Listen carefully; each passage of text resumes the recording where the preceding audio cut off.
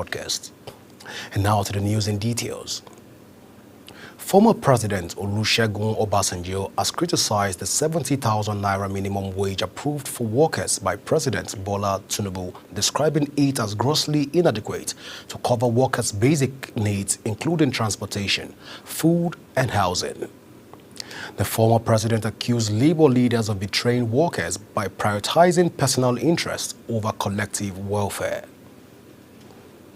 The Trade Union Congress has backed a Lagos-based National Youth Service Corps member, Ushi Ugomaye, also known as Araye, who claimed to have received threats for criticizing President Bola Tinubu's administration. TUC President Festus Osifo says that the Corps members spoke out of frustration, advising the government not to go after her, but to be tolerant of critics. The TUC boss, however, advised critics to always criticize the government within the expected norms and some level of decorum.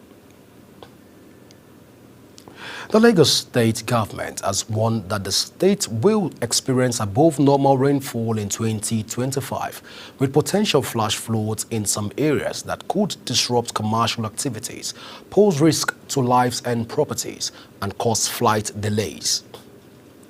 The Commissioner for Environment and Water Resources, Tokumbo Wahab, disclosed this in a statement on our official X account. According to Wahab, the Nigerian Meteorological Agency, NIMET, has forecasted an early onset of the rainy season beginning in the last week of March, with the season expected to extend until early December. Officers of the National Drug Law Enforcement Agency, NDLEA, have intercepted cocaine concealed in a prayer bead and locally made shoes. The agency disclosed that the suspects were intercepted while trying to transport the illicit substances to the Holy Land. The agency's Director of Media and Advocacy, Femi Babafemi, shared pictures of the seized contrabands. The Nigerian Center for Disease Control and Prevention, NCDC, says 1,319 deaths have been recorded in the country's ongoing diphtheria outbreak. The NCDC made this known in its latest situation report from the National Diphtheria Emergency Operations Center, published via its official website. Diphtheria is a serious bacterial infection caused by diphtheria, a very strong disease virus. The National Agency for Food and Drug Administration and Control, NAFDAC, has uncovered a fraudulent syndicate in impersonating the agency to scam foreign companies using fake documents. The agency announced the discovery in a statement by Professor Mojisola Christiana Adeyeye, FAS, its Director General, following a petition from Tani Amani Trading Group, Abu Dhabi, UAE, which fell victim to the scam. It was revealed that the syndicate is being led by one Nkoro Mbanga Infendu, who was arrested on February 7, 2025 in Aba, the Abia State capital, for allegedly defrauding foreign firms by posing as a NAFDAC official. You are watching the live broadcast of Midday News. When Midday News returns, CBN Deputy Governor seeks financial inclusion for women, orders. Details coming shortly, plus business and sports stories on the other side of this break. Please stay with us.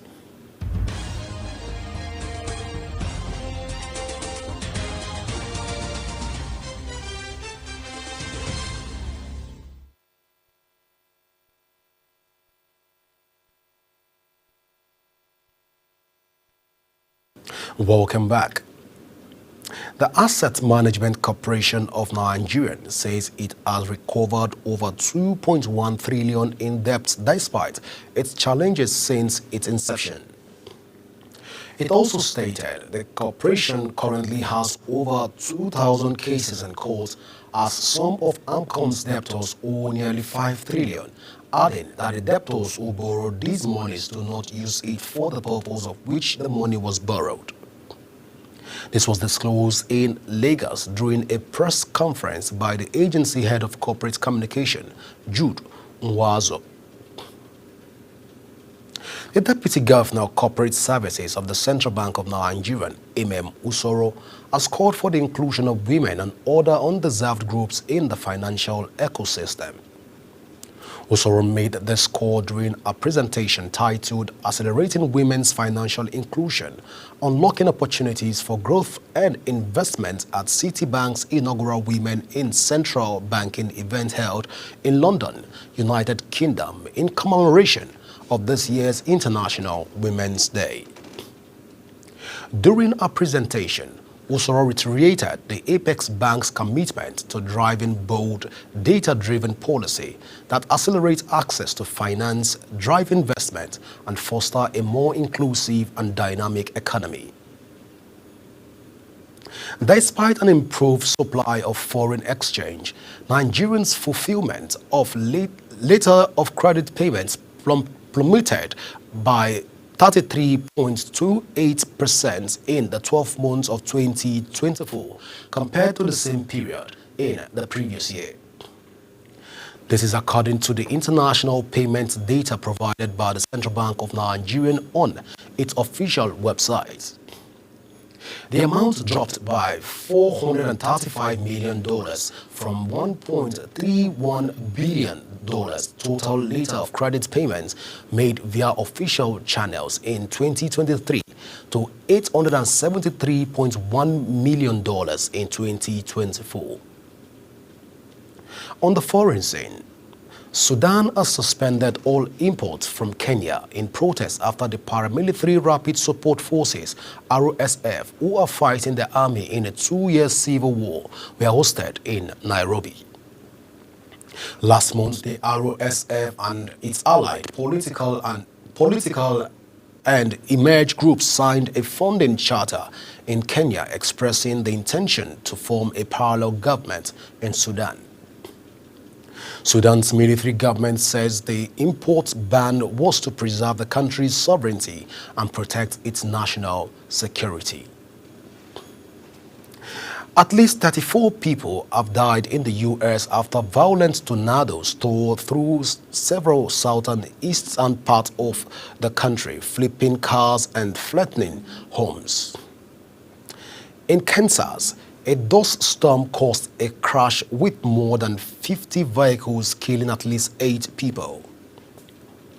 A state of emergency has been declared in several states, including Arkansas, Georgia, Oklahoma, where more than 100 wildfires are raging.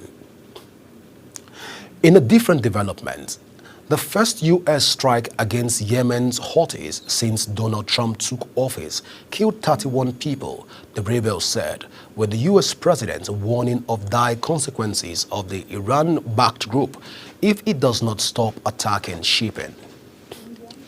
The Houthis, who have attacked Israel and Red Sea shipping throughout the Gaza war, said children were among those killed. Houthi Health Ministry spokesperson Anis al-Shabahi said attacks on Sana'a as well as on the areas in Sadr, al-Balda and Rada killed at least 31 people and wounded 101, most of whom were children and women. Still on the foreign scene, Iran's foreign minister Abbas Araghchi says Washington had no authority to dictate its foreign policy after U.S. President Donald Trump ordered Tehran to end support for Yemen's Houthi forces. Trump says Washington had launched decisive and powerful military action to end the threat posed to Red Sea shipping by Yemen's Houthi rebels and demanded Tehran support must end immediately. The rebels, who have controlled much of Yemen for more than a decade, are part of the axis of resistance of a pro-Iran group staunchly opposed to Israel and the United States. In sports, organizers of Governor's Para Swimming Classic have unfolded plans for 40 para-swimmers who will benefit from a 5-day scientific training and analysis program capable of inspiring Nigeria to greater heights. This was stated by convener, Vice President, Para-Swimming Boss Kafo at a media party stage ahead of the program scheduled for March 17th and 22nd, 2025 at the National Stadium in Lagos. Speaking on the idea behind the program, Bosse Kafo noted that the training is organized to help equip swimmers scientifically in order to give their best while representing the country in major tournaments. Nigeria's First Lady, Senator Oluremi Tinubu, has been named Grand Patron for the 2025 African Women's Volleyball Championship scheduled for April this year.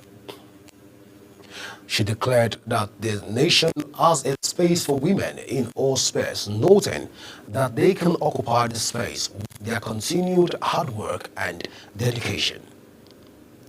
In a statement by our media aide, Busola Kukoyi, the First Lady said this while speaking during the visit by the management team of the Nigerian Customs Service and the National Sports Commission led by the Controller General of the Service, Adewale Adeni, at the State House in Abuja. That's it on Global TV Midday News. A quick reminder that Global Television is on DSTV channel 365 and StarTimes channel 276. Kindly follow us across all our social media platforms now showing on your screen using @Global TV NG. You can download the Global TV Nigerian mobile app for Android and iOS devices to keep track of our broadcasts. I am Godwin Sunday. Thank you for watching.